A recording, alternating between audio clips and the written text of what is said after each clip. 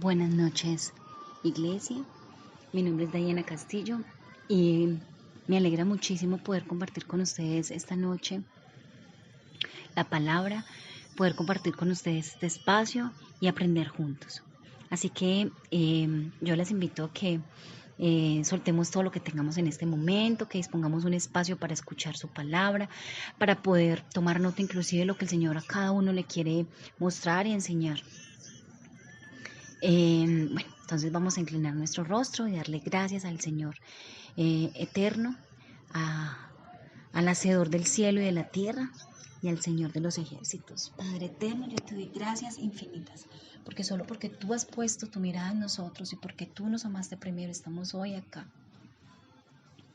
Y escuchamos, Señor, en esta noche tu palabra, Señor, porque queremos aprender, porque tenemos sed de ti, porque necesitamos, Señor, tu soplo de vida, Señor, para estar, Señor, vivos, para que nuestro espíritu, Señor, Padre eterno, tenga alimento, y ese alimento es tu palabra. Padre eterno, que lo que tú nos quieras mostrar, enseñar, tome forma en nuestras vidas y realmente, Señor, sea nuestro espíritu, Señor, vivificado, Señor, como tú, Señor, lo quieres, Señor, el propósito para la vida de cada una de estas personas que esta noche nos escucha, Padre eterno, en el nombre de Jesús, amén. Bueno, iglesia, entonces esta noche yo quiero compartir con ustedes una porción de la palabra, está en Mateo 12, capítulo 46 al 50.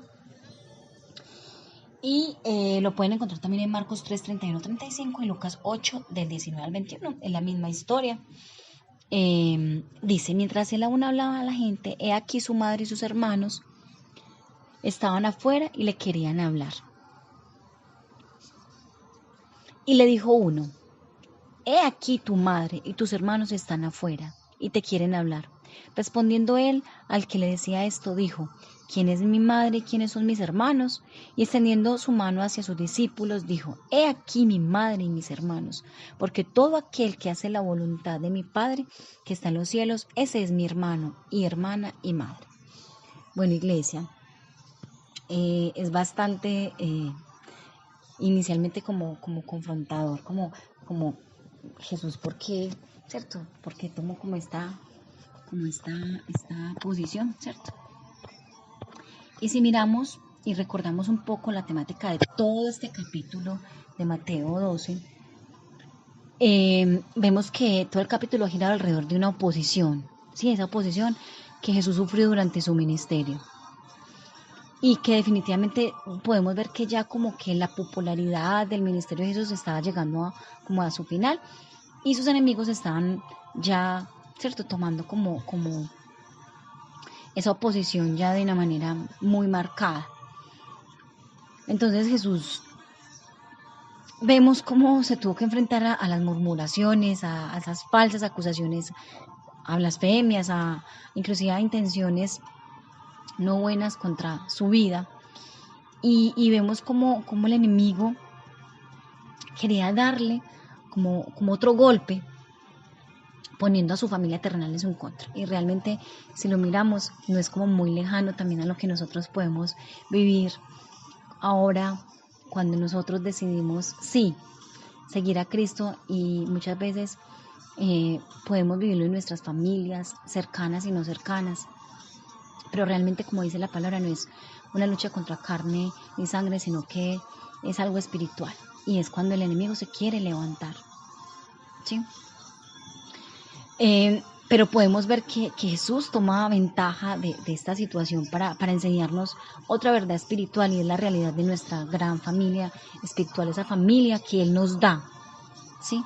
Es como, no sé si podemos como percibir que es tan teso, porque Jesús todo el tiempo nos da como otra opción, ¿cierto? Él es tan creativo que inclusive nos da otra familia, y no es porque sea otra opción, no.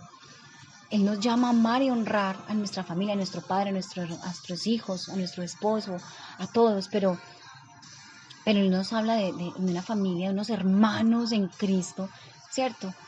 Y es muy teso porque es como si nos rodeara, como si Él nos rodeara completamente a través de otras personas, ¿cierto? Entonces podemos seguir viendo pues como en la palabra, en el pasaje, que la familia de Jesús quería llegar, ¿cierto? Hasta donde él estaba, pero de acuerdo como Lucas nos lo muestra también en el capítulo 8, 19, 21, no podía hacerlo porque la multitud se los impedía. Es lo que es la diferencia en este pasaje.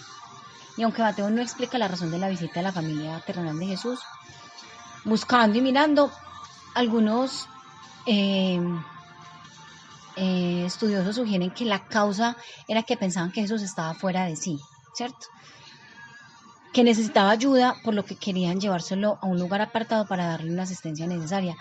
Ellos inclusive creían como que estaba delirando, que tenía locura, inclusive la palabra no lo dice, que las cosas de Dios inclusive a los ojos de las personas que no conocen al Señor lo pueden ver como locura.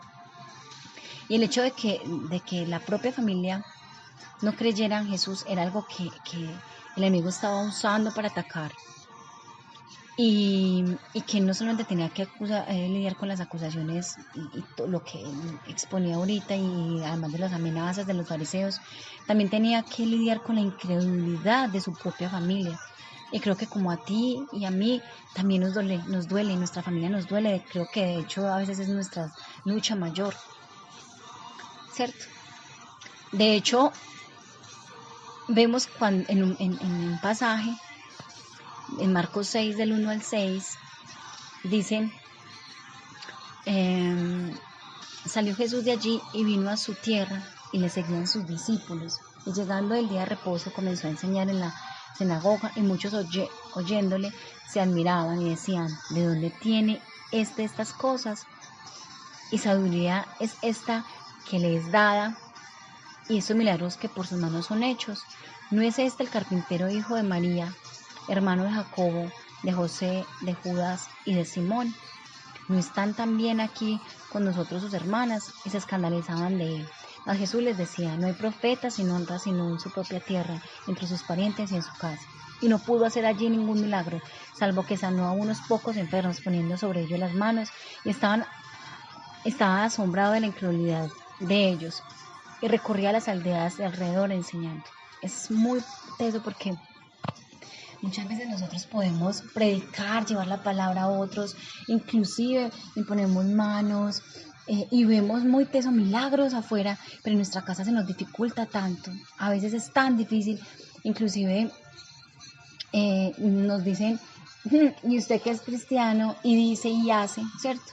Pero realmente es una oposición del enemigo. Pero la idea es seguir inclusive orando, porque Jesús nos daba inclusive ejemplo en eso. Y él inclusive fue a su propia tierra, y él decía: sana a unos pocos, pero él lo que hizo fue llevar lo que realmente el Señor le había dicho a su Padre. Y a eso mismo estamos llamados nosotros. Pero hay algo muy teso porque eso no detuvo nunca a Jesús. Pues estaba consciente de que la misión en la tierra, de que era su misión, y para nosotros finalmente tiene que ser un ejemplo de perseverancia, porque siempre habrá oposición en nuestra vida cristiana. Y realmente el punto y el ejemplo acá es que Jesús siempre se esforzó y confió en su Padre, confió en ese Padre que es tuyo, que es mío, y que siempre nos escucha.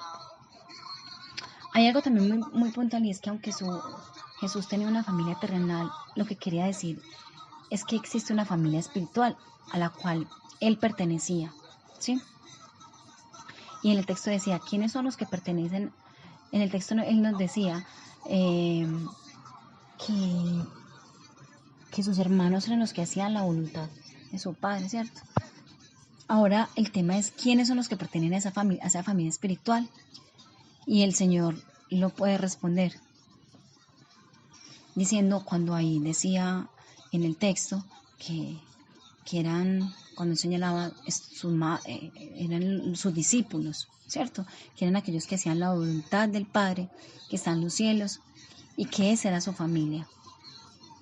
Es decir, que los que hacían la voluntad del Padre Celestial. Y no es una cuestión como de religión o creer que todos los seres humanos creados por Dios son hijos, porque Él dice que hijo es el que le sigue, el que le ama.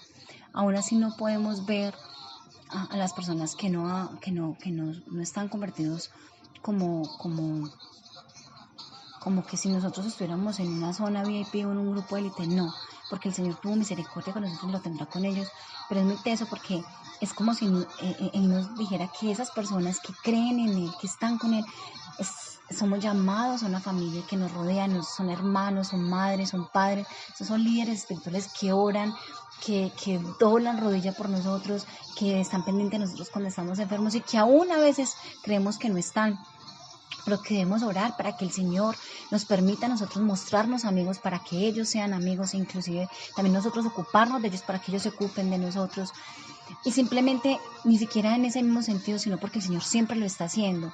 Y Él siempre extiende sus manos y sus brazos a partir de otras personas, de tantas formas, en oración, en ayudas, en tiempo, de calidad, en tantas formas. Así que,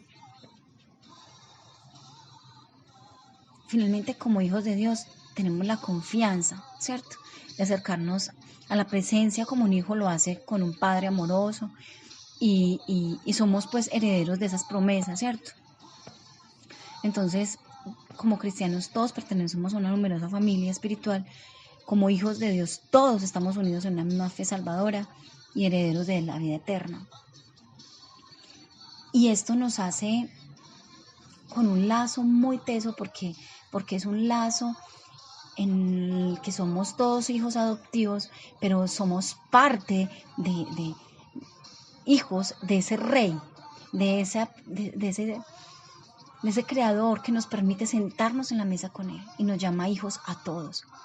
Y además de llamarnos hijos a todos, nos permite tener familia que inicialmente no conocíamos, pero que Él sí nos permite acercarnos en afinidades y cosas, pero que nos dice una vez más que nos ama de una forma tan creativa y tan linda, porque nos da como siempre, una familia, un anillo más de amor, tan teso, porque está su amor, está esa familia de sangre, pero también esa familia que nos da de más. Así que en esta noche yo quiero que oremos por eso, por esos amigos, por esas familias, esos hermanos, por esos líderes, por esas personas que están alrededor de nosotros. Así que, Padre eterno, te damos gracias en esta noche por cada una de estas personas, Señor, que traes a nuestra mente, a nuestro corazón y que nos seguirás dando, Señor Padre eterno, y los que hemos estado alejados o algunos de otros que podamos llamarlos, que podamos dejar diferencias al lado y podamos decir, este es mi hermano, este es mi madre, esta es mi familia, Señor. Gracias por ellas, Padre eterno. Te damos gracias en esta noche, Padre eterno, en el nombre de Jesús. Amén y amén, iglesia. Una feliz noche.